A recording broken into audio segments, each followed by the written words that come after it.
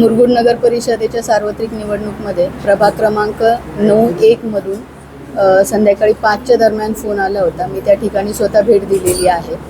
मतदारांचं असं म्हणणं होतं आणि उमेदवारांचं सुद्धा की तिथलं बटन दाबलं जात नाही आहे. पण बेसिकली आपल्याकडे मतदान आता 3 उमेदवारांना करायचं होतं एका बॅलेटवरती.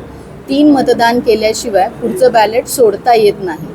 त्यामुळे जर 2च ह्यांना केलं आणि तिसऱ्या ह्याला जर केलं नसेल तर पुढचं बॅलेट सुटतच नाही. त्यामुळं दोघांनाच मतदान झालं आणि तिसऱ्याला नाही झालं असं होत नाही.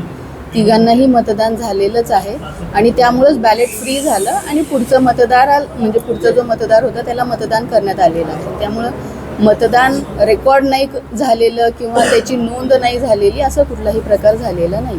त्यांचं काय मत आहे मॅडम की आम्ही धनुष्यबाणाला मतदान केलं पण ते त्याला प्रॉपर्टी झालं आणि दुसऱ्या उमेदवाराला झालं असा त्यांचा आरोप आहे आणि याला राजकीय दबाव असल्यामुळे सकाळपासून तक्रारीनुसार दुर्लक्ष केलं. नाही, अशी कुठलीही तक्रार माझ्याकडे तर आली नव्हती. माझ्याकडे आल्यानंतर मी लगेच त्या ठिकाणी भेट दिलेली आहे. मी केंद्रावरही विचारलं तर केंद्रावर सकाळपासून व्यवस्थित मतदान सुरू होतं.